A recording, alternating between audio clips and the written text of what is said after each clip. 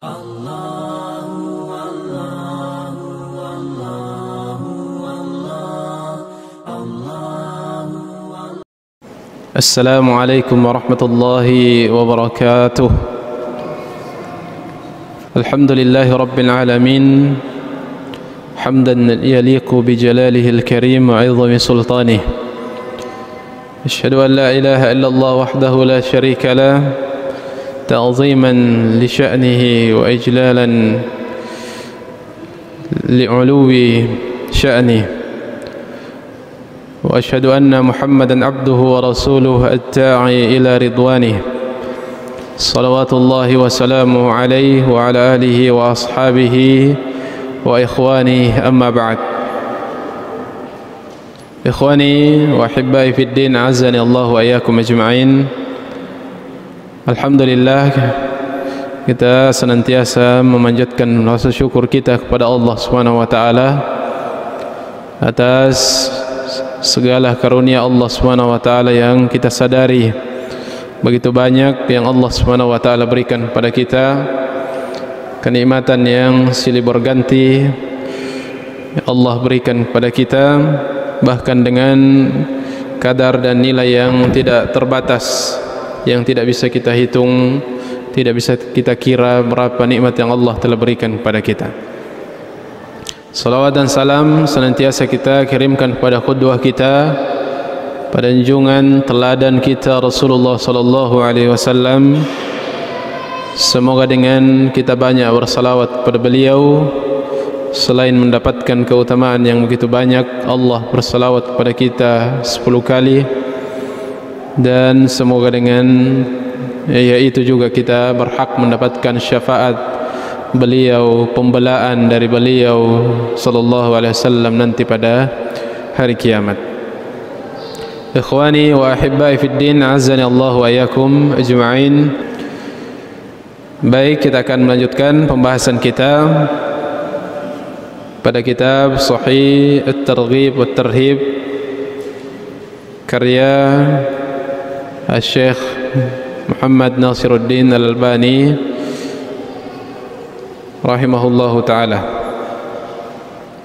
Kita masih di bab tentang targhib, ya, motivasi, keutamaan ya Nabi sallallahu alaihi wasallam seputar ilmu, menuntut ilmu, mempelajari ilmu dan mengajarkannya. Pada pertemuan yang lalu ya, kita membacakan hadis yang ke-8 terakhir, dunya mal'unatun, ya, dunia itu terlaknat, wa mal'unatun ma fiha, dan terlaknat segala apa yang di dalamnya, illa zikrullah, kecuali zikir kepada Allah, wa ma walah, dan apa-apa yang punya kaitan atau ya punya kaitan dengan zikir tersebut atau yang semisal dengan zikir tersebut. Wa aliman wa muta'alliman, dan seorang yang alim berilmu, wa muta'alliman, dan orang-orang yang belajar, berupaya untuk belajar ilmu agama. Itu hadis yang kita sebutkan pada pertemuan, kita sebutkan terakhir pada pertemuan yang lalu.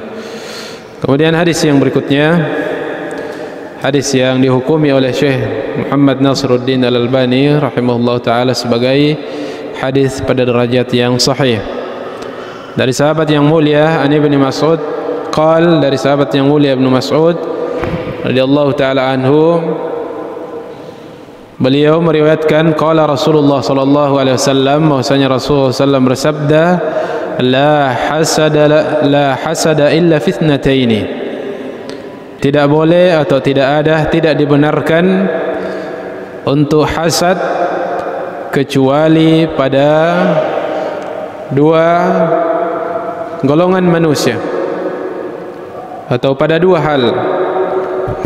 Yang pertama, rajulun atahu Allahu malan fasallatahu ala halakatihi fil haqqi.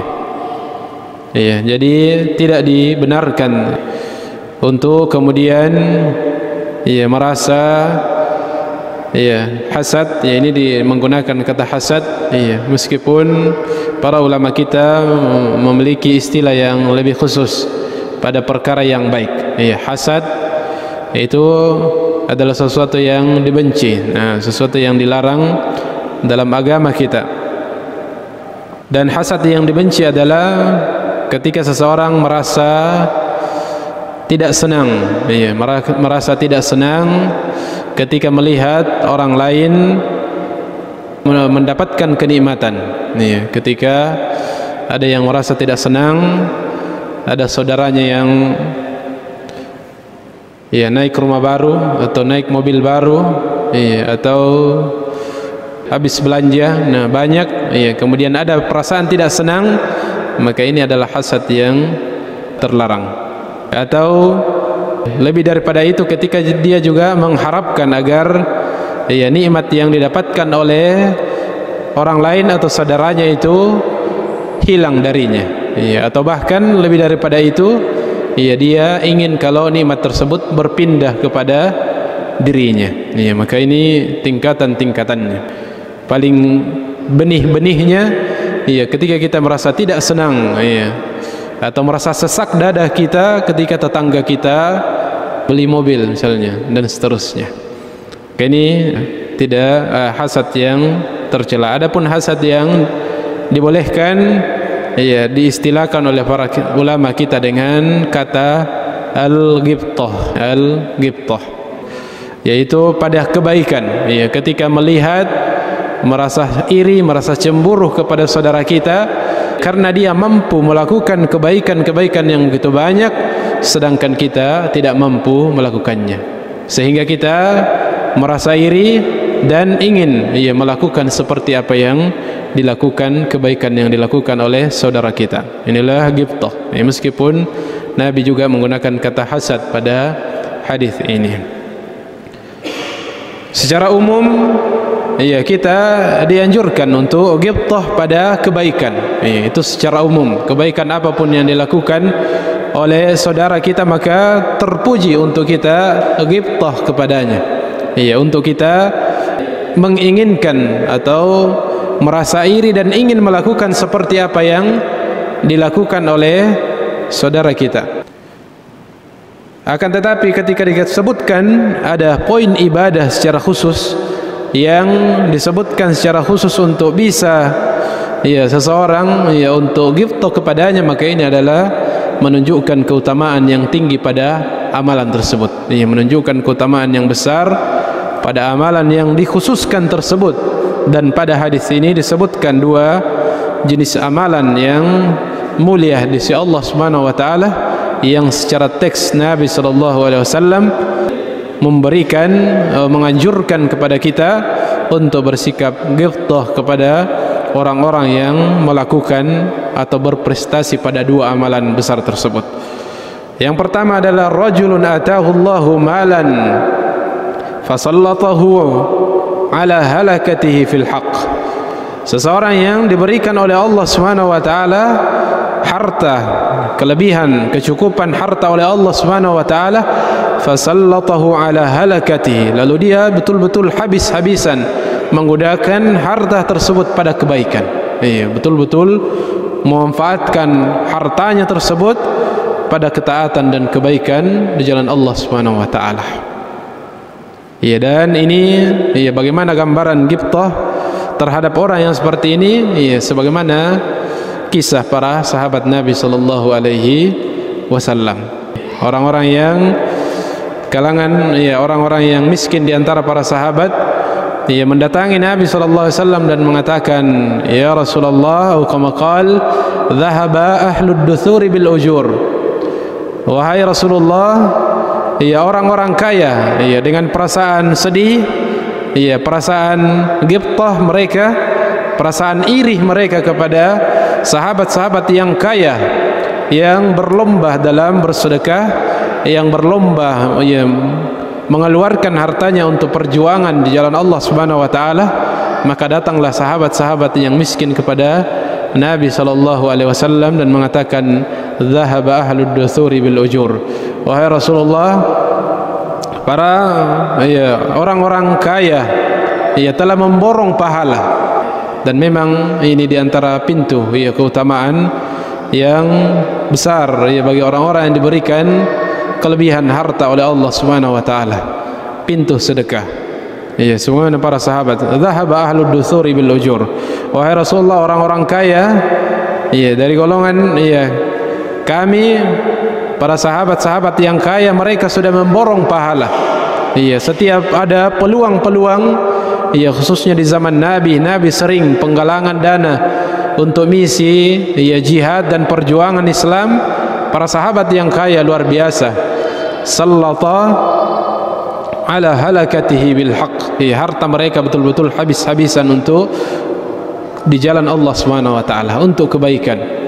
Utsman dengan setengah hartanya, atau begitu banyak hartanya. Umar dengan setengah hartanya, dan Abu Bakar bahkan sampai mengeluarkan menyumbangkan pada momen tertentu seluruh hartanya. Mereka betul-betul menghabiskan harta mereka, menggunakan semaksimal mungkin harta mereka di jalan Allah Subhanahu wa taala. Maka para sahabat yang miskin merasa ghibtah kepada mereka. Maka mereka datang kepada Nabi dengan tujuan agar ditunjukkan kepadanya amalan apa yang bisa mereka lakukan agar bisa menyaingi para sahabat yang kaya raya tersebut, para sahabat yang banyak berimpak tersebut. Maka Rasulullah SAW mengajarkan kepadanya beberapa zikir ketika selesai salat, membaca tasbih 33 kali, tahmid dan takbir, dan zikir tersebut kemudian diamalkan. Dan ternyata kemudian zikir itu juga diketahui oleh para sahabat-sahabat yang kaya dan diamalkan oleh mereka.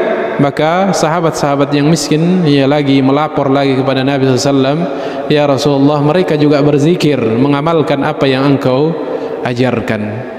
Maka kata Nabi SAW, ya dzalika fadlullahi yu'tihi man yasha. Tidak ada solusinya, itulah keutamaan, itulah pilihan keutamaan yang Allah Subhanahu wa taala, yang Allah berikan kepada siapa yang Allah kehendaki. Ini menunjukkan bahwasanya keutamaan orang yang diberikan kelebihan harta. Makanya tidak selesai perdebatan ketika mau ditetapkan siapakah yang lebih afdal, atau mana yang lebih afdal antara yang kaya atau yang miskin. Orang kaya ada keutamaannya, orang miskin ada juga keutamaannya. Maka yang kaya cari yang tentang keutamaan orang-orang kaya, yang miskin cari keutamaan, kejar keutamaan dengan kondisi yang ada. Semua berpeluang untuk menjadi mulia di sisi Allah Subhanahu wa taala. Orang-orang kaya di antara yang menunjukkan keutamaannya adalah hadis ini. Bahwasanya mereka diberikan pintu, bisa melakukan pintu-pintu begitu banyak kebaikan, terutama lewat sedekah, yang tidak bisa dilakukan oleh orang-orang yang berkekurangan. Akan tetapi di sisi lain, hadis-hadis juga menunjukkan boleh jadi orang miskin lebih mulia, karena Nabi SAW berdoa untuk justru memilih menjadi miskin. Ketika ditawarkan oleh Allah Subhanahu wa taala untuk kekayaan, maka dia justru memilih jalan menjadi sederhana dalam kehidupan dunia dan mengatakan, ya Allah, dan bangkitkan aku fi zumratil masakin, bersama rombongan golongan orang-orang yang miskin. Masing-masing punya keutamaan. Selama kekayaan tersebut mendekatkan dia kepada Allah Subhanahu wa taala, maka dia mulia. Dan begitu pun yang miskin, selama kemiskinan tersebut tetap membuat dia istiqamah, bersabar di atas ujian tersebut, maka dia tetap menjadi mulia dengan kondisi tersebut. Itulah kemuliaan agama kita, tidak dilihat dari ukuran harta benda manusia. Kemudian itu yang pertama. Jadi kita dianjurkan untuk ada perasaan iri, ghibtah kepada orang yang banyak berinfak. Dan dengan perasaan tersebut, dengan perasaan tersebut seseorang sudah bisa mendapatkan keutamaan yang besar. Ketika mungkin kita biasa mengikuti kegiatan kita di saat ada penggalangan dana, seseorang, ya, saudara-saudara kita, ikhwah kita berlomba mengangkat tangan, ya, menyebutkan, ya, sekian-sekian, ya, ada di antara kita yang mungkin, ya, ingin juga mengangkat tangannya namun tidak memiliki kemampuan. Maka orang-orang yang betul-betul, ya, karena tidak memiliki kemampuan, akan tetapi dia tulus dengan niatnya ingin melakukan seperti apa yang dilakukan oleh saudaranya, maka kata Nabi sallallahu alaihi wasallam, fa biniyatihi, dengan niatnya, fa ajruhuma sawa, iya, dengan niatnya maka dia mendapatkan pahala yang sama. Yang mengangkat tangan dengan menyebutkan nominalnya, dengan yang tidak mengangkat tangannya dengan niat yang tulus padahal dia mau, maka dia mendapatkan pahala yang sama. Iya, beda kalau yang tengah-tengah. Iya, ada je sebenarnya, cuma banyak sekali pertimbangan. Nah, ini, belum bayar ini, belum bayar ini. Nah, akhirnya tidak jadi berinfak, maka dia lain, iya, kondisinya. Ikhwani fiddin, a'azzani Allah wa iyyakum ajma'in. Maka itu yang pertama. Kemudian yang kedua, yang disebutkan secara khusus sebagai orang-orang yang layak dan pantas untuk kita ghibthah dan iri kepadanya untuk mau menjadi atau melakukan seperti apa yang dilakukannya, adalah warajulun atahu Allahul hikmah, adalah seseorang yang diberikan oleh Allah Subhanahu wa taala al-hikmah, ilmu, fahuwa yaqdi biha wa yu'allimuha, lalu dia kemudian dengan hikmah, dengan ilmu tersebut, dia kemudian melakukan amalan, ya, menetapkan hukum, mengamalkan ilmu tersebut, wa yu'allimuha, dan mengajarkannya. Iya, maka inilah orang-orang yang patut untuk setiap muslim, ia memiliki perasaan ghibthah dan rasa iri dengan maksud untuk menginginkan agar seperti dengan mereka, sehingga dengan perasaan tersebut maka akan lahir upaya, ya, kita akan terpacu dan berupaya untuk mencapai hal tersebut. Ya, dan ya, seseorang yang betul-betul dikatakan ghibthah dan punya rasa iri untuk seperti mereka, ya, maka mereka akan mencari jalan, mereka akan menempuh cara agar bisa mewujudkan, ya, apa yang dilakukan oleh saudaranya. Di antara bentuk ketulusan niatnya, bahwasanya dia betul-betul ghibthah terhadap, ya, dua jenis golongan manusia tersebut adalah ketika dia berupaya. Maka dalam hal ini menunjukkan keutamaan, ya, orang yang kemudian bersungguh-sungguh bekerja dalam urusan-urusan dunianya, ya, membuka peluang-peluang bisnis untuk dunianya dengan niat untuk kemudian bisa seperti dengan saudaranya yang banyak berinfak di jalan Allah Subhanahu wa taala.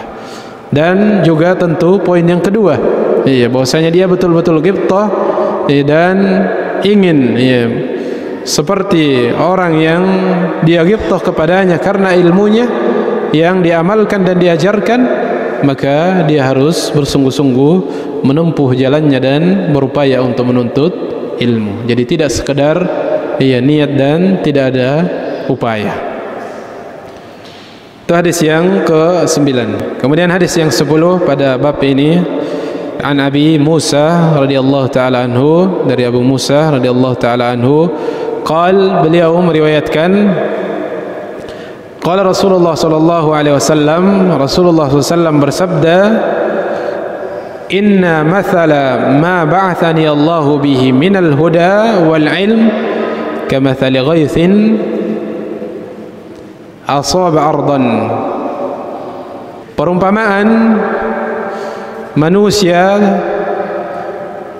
berkaitan dengan apa yang Allah Subhanahu wa taala mengutusku karenanya, yaitu kaitannya dengan, atau, ya, kaitannya dengan Al-Quran dan ilmu. Kata Nabi SAW, kamathali ghaithin asaba ardan. Ya, dia, Nabi SAW mengumpamakan seperti hujan, ya, seperti air hujan yang menimpa bumi, ya, dia seperti air hujan yang turun, ya, menimpa, ya, bumi ini, ya. Jadi berdasarkan apa Nabi SAW memberikan perumpamaan dan menggolongkan manusia ke dalam tiga golongan, iya, tiga golongan berdasarkan bagaimana manusia menyikapi apa yang dibawa oleh Nabi SAW, yaitu Al-Quran dan ilmu yang diajarkan oleh Nabi SAW. Membagi manusia ke dalam tiga golongan, iya, berkaitan dengan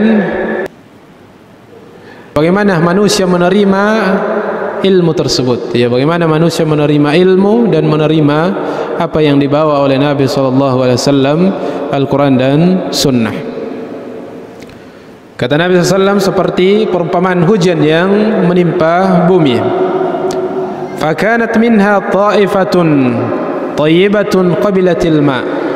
Maka dari permukaan bumi ini ketika ditimpa oleh hujan, ada bagian dari tanah ini atau permukaan bumi ini, atau tanah ini yang ketika dia ditimpa air, ya, qabilatil ma', dia menerima air tersebut, ya, air meresap ke dalamnya. Wa ambatat al-kala, ya, dan kemudian tanah tersebut yang menyerap air kemudian menumbuhkan tanaman, ya, menumbuhkan tanaman. Inilah kebun yang subur, ya, kebun yang subur yang kemudian menghasilkan banyak manfaat, ya, menghasilkan banyak buah manfaat kepada manusia. Wa ushbal kathir, ya, dan dia menumbuhkan, ya, tanaman rumput-rumput yang banyak, yang subur, yang hijau. Ya, ini golongan manusia yang pertama. Ini adalah perumpamaan kepada orang-orang yang disampaikan Al-Quran kepadanya, disampaikan, ya, ilmu kepadanya, Al-Quran dan Sunnah, dan ilmu kebaikan syariat ini secara umum, lalu dia kemudian menyerap, ya, menerima ilmu tersebut, memahaminya, lalu dia mengamalkannya, ya, lalu dia mengamalkan, ya, ilmu tersebut. Ya, inilah orang yang, ya, mendapatkan manfaat yang besar dari ilmunya, dan inilah golongan yang paling mulia, ya, golongan yang paling tinggi kedudukannya, yaitu orang-orang yang ketika mendapatkan peringatan, mendapatkan ilmu dari Al-Quran dan Sunnah, kemudian dia menyerap dan mengamalkan ilmu tersebut. Inilah golongan yang paling tinggi kedudukannya. Wa kana minhal ajadi wa kana minha al ajadib, dan di antara permukaan bumi itu ketika, ya, turun hujan, di antara kondisinya yang kedua adalah, ya, ada jenis tanah yang padat, ya, atau yang keras, ya, permukaannya. Amsakatil ma', dia menerima, ya, air tersebut dan menampungnya, ya, tidak menyerap air tersebut. Dia menampung air tersebut, ya, karena padat permukaannya, keras, sehingga air tertampung di permukaan, ya, daratan atau permukaan, ya, tanah tersebut. Fanafa'allahu bihan nas, maka dengan air yang tertampung tersebut, iya, memberikan manfaat kepada manusia, iya, khususnya, iya, di tempat-tempat yang, iya, sumber air susah, iya, biasanya tergantung pada hujan, maka kesempatan manusia untuk mengambil manfaat dari air hujan yang tertampung tersebut oleh tanah yang padat tersebut. Fasharibu minha wasaqau wa zara'u, iya, maka mereka bisa mengambil, manusia bisa mengambil manfaat dari air tersebut, meminumnya atau untuk mengairi dan menyirami tanaman mereka. Maka ada manfaatnya, akan tetapi dia tidak memberikan manfaat kepada, ya, dirinya. Maka ini perumpamaan orang yang belajar, ya, sampai kepadanya ilmu, ya, dia mengetahui ilmu tersebut, ya, akan tetapi, ya, dia atau bahkan juga mengajarkannya, akan tetapi dia tidak mengamalkannya, ya, tidak mengamalkan ilmu tersebut. Maka inilah yang disebutkan dan juga mendapatkan peringatan dalam surah As-Saff, ya, di mana Allah Subhanahu wa taala berfirman, ya ayyuhalladzina amanu lima taquluna ma la taf'alun, ya, wahai orang-orang yang beriman, dan khususnya orang-orang yang berilmu, lima taquluna ma la taf'alun, mengapa engkau mengatakan perkara-perkara yang engkau sendiri tidak mengerjakannya. Ini celaan bagi orang yang menyampaikan ilmu kemudian dia tidak mengamalkan perkara-perkara yang sebenarnya dia mampu untuk mengamalkannya. Dia mampu untuk mengamalkannya, kecuali kalau tidak mampu. Kalau ada pembahasan-pembahasan khusus yang dia belum mampu, pembahasan haji misalnya, padahal dia belum punya kemampuan, maka tidak tercelah. Atau pembahasan-pembahasan yang lain yang dia belum mampu, fattaqullaha mastata'tum, belum memiliki kemampuan untuk melakukannya. Maka ini jenis golongan manusia kaitannya dengan ilmu, Al-Quran ataupun sunnah yang dia telah ketahui, dia mengetahuinya, menerima ilmu tersebut namun tidak diamalkan, dia tidak mengamalkannya, bahkan dia mengajarkannya tetapi tidak diamalkan. Maka dia seperti tadi kondisi tanah yang padat tersebut. Maka orang ini di sisi lain dia tercelah, sebagaimana disebutkan dalam ayat tadi, lima taquluna ma la taf'alun, atau sebaliknya, mengapa melarang sesuatu yang justru dia kerjakan. Dari satu sisi dia tercela, namun di sisi lain dia memberikan manfaat. Boleh jadi dari apa yang dia sampaikan ada orang yang mengamalkan dari apa yang dia sampaikan, atau ada orang yang mendengarkan, mengamalkan apa yang dia sampaikan. Maka orang seperti ini, maka dia tidak boleh mengatakan kalau begitu sama sekali tidak usah mengajarkan ilmu.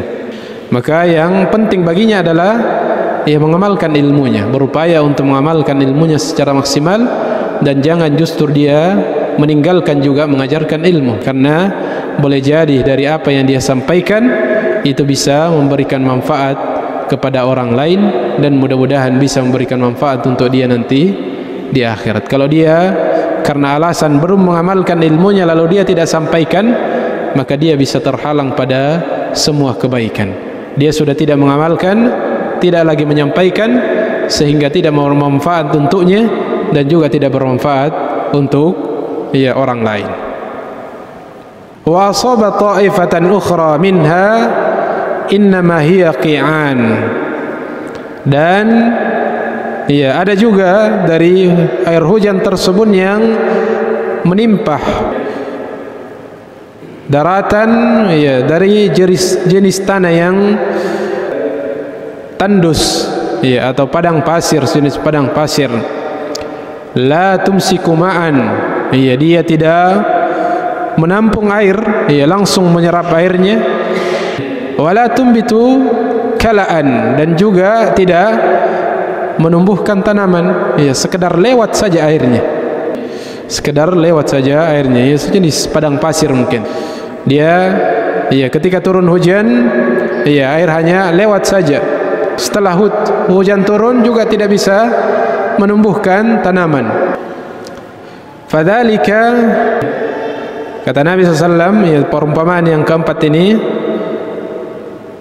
adalah perumpamaan orang-orang yang disampaikan ilmu kepadanya, atau kurang lebih masuk telinga kanan, keluar telinga kiri, dan tidak ada bekasnya, tidak ada bekasnya sama sekali. Itu orang yang disampaikan ilmu kepadanya kemudian tidak didengarkan, tidak didengarkan ilmu tersebut, tidak dipahami ilmu tersebut, dan juga tidak diamalkan, sekedar lewat saja. Maka inilah derajat yang paling rendah. Wa na'udzubillahi min dzalik. Fadzalika mathalu man faqaha fi dinillahi ta'ala. Dan inilah perumpamaan, kata Nabi SAW, orang-orang yang memahami atau dipahamkan tentang perkara agama Allah Subhanahu wa taala, wa nafa'ahu ma ba'athani Allahu bihi fa'alima wa 'allama. Itu golongan yang pertama yang sebutkan Nabi SAW, yang beliau jelaskan maksud dari perumpamaan tersebut, yaitu orang yang tadi diberikan, dipahamkan ilmu, wa nafa'ahu dan ilmunya bermanfaat untuk dirinya, fa'alima wa 'allam, lalu dia mengetahui dan mengajarkan sehingga ilmu juga bermanfaat kepada orang lain. Wa mathalu man lam yarfa' bidzalika ra'san, dan perumpamaan ya, jadi yang Nabi SAW jelaskan maksudnya adalah jenis yang pertama, golongan yang pertama dan golongan yang terakhir. Dan perumpamaan orang yang lam yarfa bidzalika ra'san, ya, orang yang tidak mengangkat kepalanya, tidak memberikan perhatian terhadap ilmu dan apa yang disampaikan oleh Nabi SAW, walam yaqbal huda Allah, dan tidak menerima petunjuk yang Allah Subhanahu wa taala turunkan, ya, alladzi ursiltu bihi, yang dengannya aku diutus. Seperti orang tadi yang ketiga, ilmu datang kepadanya namun sekedar berlalu, tidak mengambil manfaat dari hidayah dan petunjuk tersebut, ilmu tersebut, dan juga tidak memberikan manfaat kepada orang lain. Maka tinggal kita memilih di jenis atau di golongan posisi mana yang mau kita tempati. Ya, maukah kita pada posisi yang paling tinggi, yaitu menjadi orang yang tentunya diawali dengan belajar, ya, menjadi orang yang mempelajari ilmu, ya, dan mengamalkan ilmu tersebut terhadap diri kita amalkan dan kita sampaikan untuk memberikan manfaat kepada orang lain, atau sekedar menjadi orang yang, ya, memahami ilmu tidak mengamalkannya tapi bisa memberikan manfaat kepada yang lain, maka tentu ini kedudukan yang termasuk hal yang, ya, tercelah. Ya, dan itu banyak sebagian dari orang-orang yang kita saksikan dengan aktivitas rutinnya mungkin, ya, mengajarkan ilmu, menjadi guru, ya, agama dan seterusnya, namun banyak dari apa yang diajarkan namun tidak nampak dalam amalan-amalannya sehari-hari. Maka ini tentu hal yang tercelah sebagaimana kita sebutkan tadi hadisnya. Dan lebih daripada itu, ya, wa na'udzubillahi min dzalik, jangan sampai kita tergolong, ya, pada golongan yang ketiga, yang kemudian ilmu yang disampaikan kepadanya hanya berlalu, ya, tidak ada yang, ya, diamalkan, tidak ada pula yang diajarkan. Wa na'udzubillahi min dzalik. Kemudian hadis yang berikutnya, hadis yang derajatnya hasan, ya, berdasarkan penelitian Syekh Al-Albani rahimahullah taala. An Abi Hurairah radhiyallahu anhu qala, dari sahabat yang mulia Abu Hurairah radhiyallahu taala anhu, beliau meriwayatkan, qala Rasulullah sallallahu alaihi wasallam, Nabi sallallahu alaihi wasallam bersabda, inna mimma yalhaqul mu'mina min amalihi wa hasanatihi ba'da mautihi, sesungguhnya di antara mimma yalhaqul mu'mina, di antara yang mengikuti seorang mukmin, min amalihi, dari amalan-amalannya, wa hasanatihi, dan kebaikan-kebaikannya, ba'da mautihi, dan ini sudah kita sebutkan di hadis sebelumnya namun mungkin ada tambahan, wa hasanati ba'da mautihi, ya, amalan yang nanti setia mengikutinya, ya, terus mengikuti orangnya dari amal solehnya dan kebaikan-kebaikannya setelah dia meninggal, adalah ilman 'allamahu wa nasyarahu, ilmu yang dia ajarkan dan dia nasyarahu. Ya, ini nasyarah, an-nashr syar, ya, nasyar dalam bahasa Arab disebarkan, ya. Dan, ya, ini tentu zaman kita sangat berpeluang hari ini. Mungkin kita, ya, memiliki ilmu yang terbatas, ya, tetapi yang mungkin kita allama, mengajarkannya, terbatas. Tapi hari ini peluang untuk nasyarah ilmu itu, nasyrul ilm, sangat mudah. Peluang untuk menebarkan dan menyebarkan ilmu itu sangat mudah dengan teknologi yang ada pada hari ini, kemudahan yang Allah Subhanahu wa taala berikan.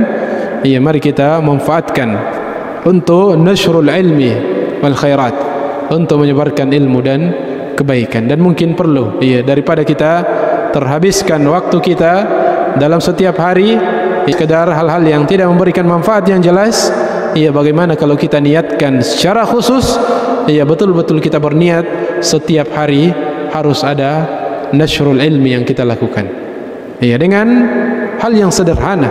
Begitu banyak sumber-sumber yang terpercaya yang bisa kita ambil, satu penggalan hadis, satu ayat, satu kalimat-kalimat yang berhikmah, memiliki ilmu yang kita sebarkan di media sosial yang kita miliki, dan kita lakukan secara istiqomah setiap harinya. Mudah-mudahan ini masuk, dan insya Allah masuk dalam hadis yang kita sebutkan. Amalan itu akan mengikuti, mengikuti pelakunya, mengikuti orang yang mengamalkan, melakukan amalan tersebut setelah dia meninggal. Dan itulah yang paling kita butuhkan, ketika seorang hamba telah meninggal, semua harta bendanya tidak ada yang mengikutinya, keluarga, orang yang terdekatnya, teman-temannya semuanya kembali, illa wahid, kecuali satu, illa amaluhu, kecuali amal solehnya. Dan diantaranya disebutkan secara khusus amal soleh, ilmu yang diajarkan atau disebarkan, ilmu yang telah disebarkan akan ikut membersamai pelakunya atau orang yang menyebarkannya ketika dia hidup.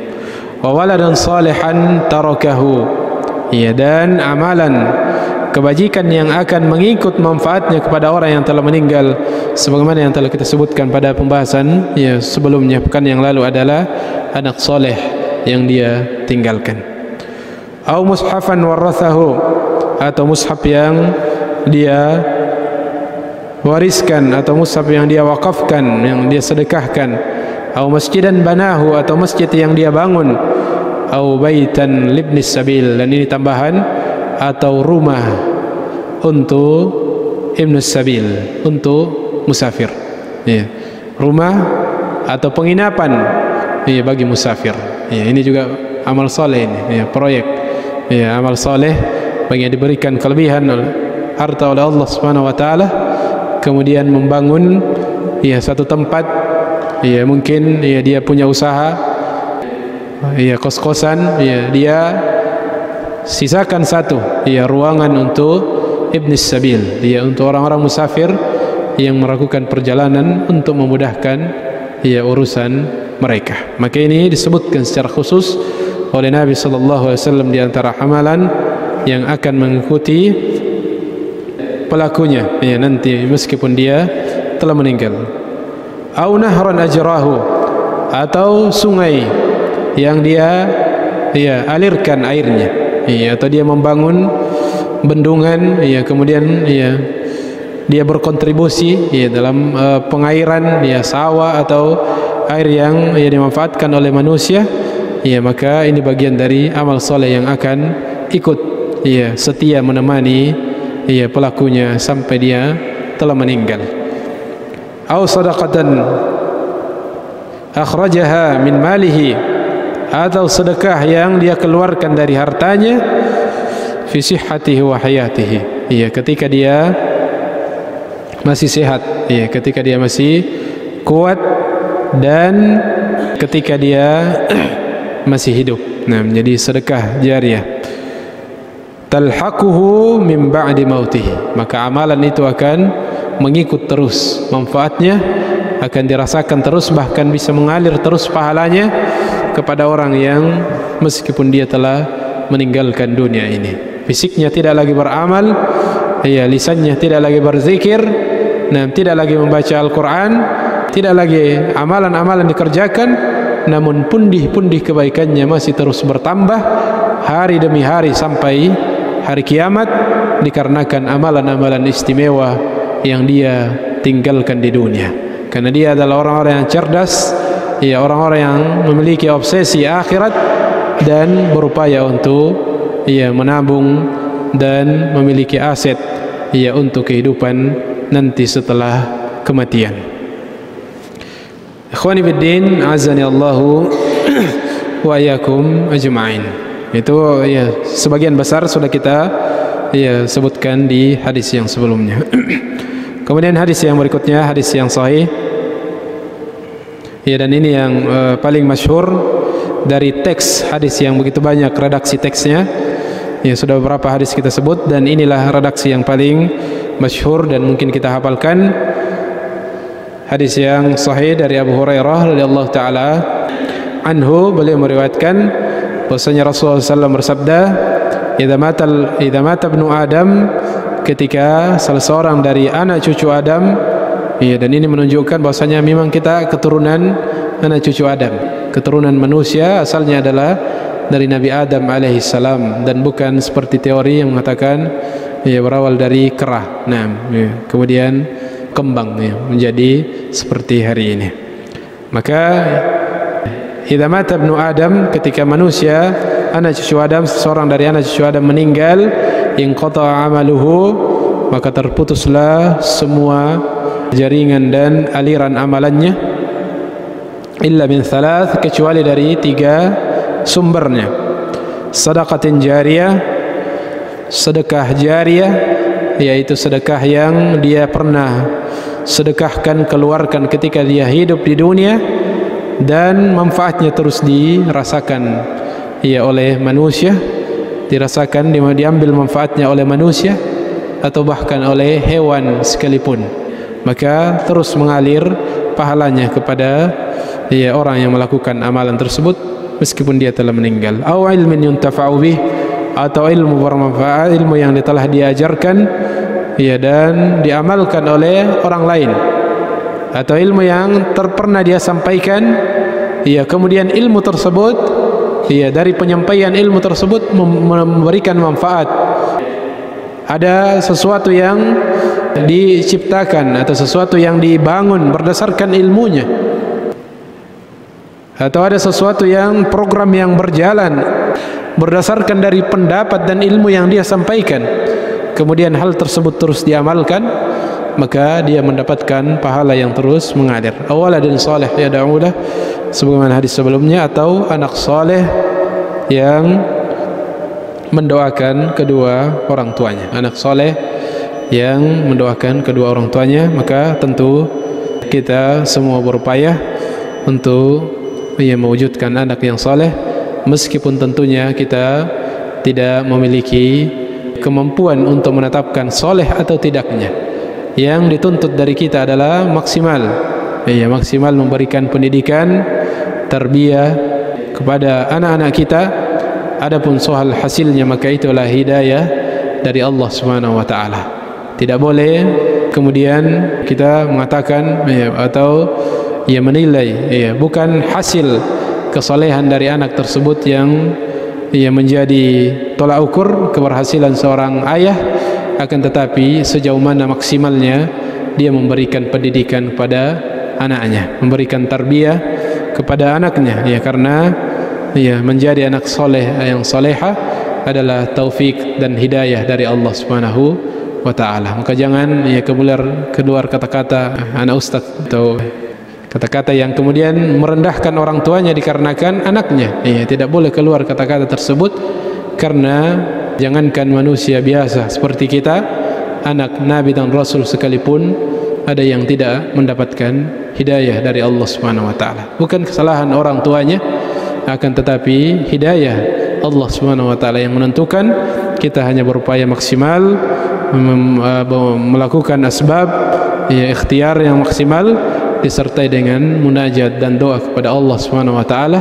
Semoga Allah kemudian memberikan kita anak yang soleh, yang memberikan menjadi penyejuk mata untuk kita di dunia, dan menjadi investasi akhirat kita yang akan kita dapatkan manfaatnya meskipun kita telah meninggal. Mudah-mudahan ada manfaatnya.